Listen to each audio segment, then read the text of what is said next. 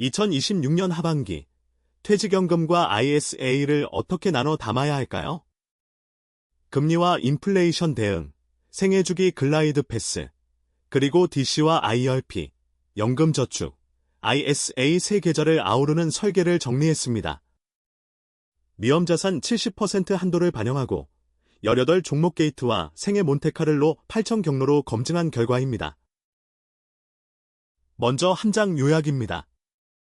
첫째, 금리와 인플레이션을 막는 진짜 레버는 금과 단기채를 더하는 레짐 게이트입니다. 샤프 지수가 1.14에서 1.23으로 최대 낙폭은 마이너스 9.9%에서 마이너스 3.1%로 개선됩니다. 둘째, 나이가 들수록 위험을 줄이는 연령 드리스킹입니다. 은퇴 직전 폭락을 막아 글라이드 전략이 65.5%로 정적 공격형 59.8%를 앞섭니다. 셋째, 계좌를 나누는 것이 해법입니다.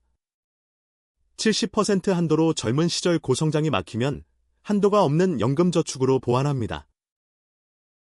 이 결론에 이르기까지 8단계를 밟았습니다.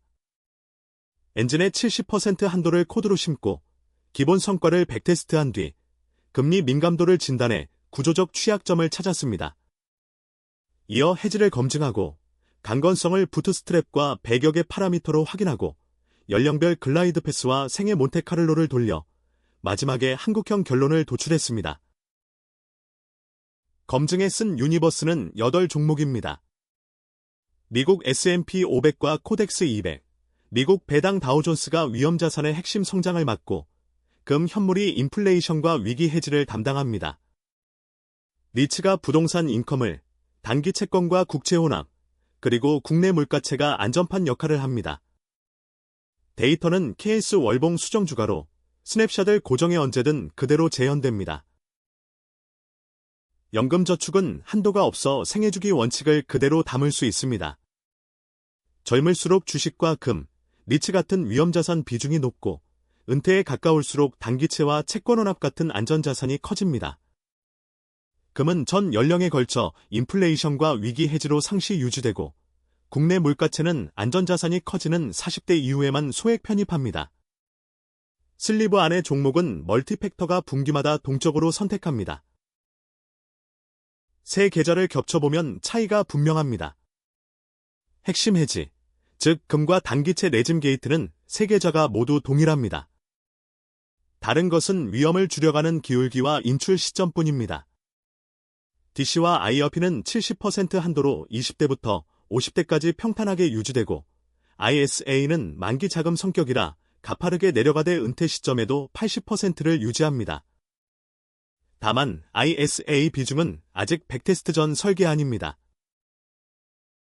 기본 성과를 보면 IRP와 DC는 연복리 11.13%, 연금저축은 11.37%로 샤프지수 1.1대에 준수한 성적입니다. 그런데 숨은 취약점이 있습니다. 포트폴리오의 금리 베타가 마이너스 1.14로 2022년 긴축기에 마이너스 9.9%를 겪었습니다. 자산별로 보면 금만 플러스 0.72로 유일한 해지이고 주식과 리츠, 미국 채혼합은 모두 금리 상승에 취약했습니다. 그래서 무엇이 통하는지 검증했습니다. 기준선은 기본 7종목, 샤프 1.14입니다. 원자재를 넣으면 변동성이 폭발해 0.81로 탈락했고 섹터를 기울이면 음의 금리 베타를 공유해 0.60으로 오히려 나빠졌습니다. 단순 물가채 편입은 1.11로 효과가 없었습니다. 오직 금과 단기채를 더하는 레짐 게이트만 1.23으로 올라 채택됐습니다. 채택된 레짐 게이트를 자세히 보겠습니다. 금리가 오르고 인플레이션이 높은 국면에 금과 단기채를 가산하는 방식입니다. 샤프는 1.14에서 1.23으로 최대 낙폭은 마이너스 9.9에서 마이너스 3.1%로 줄었고 2022년 수익은 마이너스 9.9%에서 플러스 1.4%로 뒤집혔습니다. 금리 베타도 마이너스 1.14에서 마이너스 0.39로 방어가 확인됐습니다. 주식 섹터 회전이나 원자재 편입이 아니라는 점이 핵심입니다. 여기서 중요한 정정이 있습니다. 검증 도중 국내 물가채 자리에 2025년 3월 상장 폐지된 동전주가 잘못 매핑돼 있던 것을 케이스 데이터로 발견했습니다. 올바른 코드로 전면 재검증한 결과 종전의 물가채 채택 결론은 동전주가 만든 허상이었습니다. 부트스트랩 우위 확률은 94%에서 36%로 파라미터 우위율은 59%에서 10%로 무너졌습니다. 그래서 단순 물가채 편입 결론은 폐기하고 표본이 쌓일 때까지 소액 인플레 보험으로만 남깁니다. 연령별 드리스킹의 효과는 낙폭에서 드러납니다. 나이가 들며 위험 비중을 낮추면 최대 낙폭도 함께 줄어듭니다. 문제는 70% 한도의 함정입니다. IRP와 DC는 위험자산이 70%에서 잘려 20대부터 50대까지 위험 비중이 모두 70%로 평탄해집니다. 젊은 시절의 100% 성장을 이 계좌로는 담을 수 없고 잃는 성장분은 연 3.7%포인트에 달합니다. 해법은 한도가 없는 연금저축에서 그 성장을 취하는 계좌 분리입니다. 생애 몬테카를로로 8천 경로를 돌렸습니다. 25세부터 65세까지 적립하고 65세부터 90세까지 인출하는 여정입니다. 평상시에는 정적 공격형이 가장 부유하지만 성공률은 글라이드와 같습니다. 운이 좋을 때만 더 부자라는 뜻입니다. 반면 은퇴 직전 폭락이 닥치면 글라이드 전략이 65.5%로 가장 높고 정적 공격형은 59.8%로 밀립니다. 결국 은퇴 직전의 폭락을 견디는 설계가 승부를 가릅니다. 세 번째 축인 ISA의 목표 구성입니다. 연금저축과 비교하면 성장주와 리츠를 강화하고 금은 16%로 동일하게 유지하며 국내 물가채는 제외했습니다. 가치주 ETF는 검증에서 탈락해 뺐습니다. 위험자산 합은 80%입니다. 다만 이 비중은 아직 확정이 아닌 설계안입니다. 그래서 ISA는 검증이 필요한 가설로 열어둡니다. 8종목 비중은 검증된 사실에서 추론한 것이지 백테스트 결과가 아닙니다.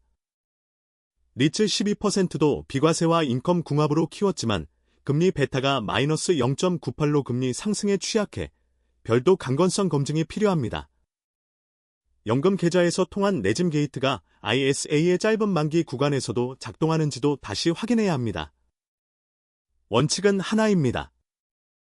결과가 통과시키면 넣고 못 넘기면 버립니다. 종합하면 한국형 답은 세 가지입니다. 첫째, 금리와 인플레이션 방어의 레버는 금과 단기채를 더하는 자산군 레짐 게이트입니다. 둘째, 연령 드리스킹으로 평상시 성장은 조금 양보하되 은퇴 직전 폭락을 막습니다. 25세의 마이너스 40%와 65세의 마이너스 40%는 전혀 다르기 때문입니다. 셋째, 세 계좌를 나눕니다. 70% 한도로 막힌 젊은 고성장은 연금저축에서, 위험자산 중심 자금은 ISA에서 취합니다. 뱅가드의 연령별 위험 원칙은 한국에서도 유효합니다. 단, 이 세 가지 한국적 적응과 함께여야 합니다. 끝으로 한계와 면책입니다. 한국 ETF의 상장 역사가 짧아 대형 인플레이션과 금리 상승기는 사실상 2022년 한 번뿐이라 단정은 금물입니다. 데이터는 KS 월봉 수정주가로 교정했고 올바른 물가채도 상장 4년으로 표본이 짧아 소액 보험으로만 유지하며 추후 재평가합니다. 본 영상은 공개 데이터로 백테스트하고 분석한 정보이며 특정 종목의 매매를 권유하지 않습니다. 투자 판단과 책임은 본인에게 있습니다.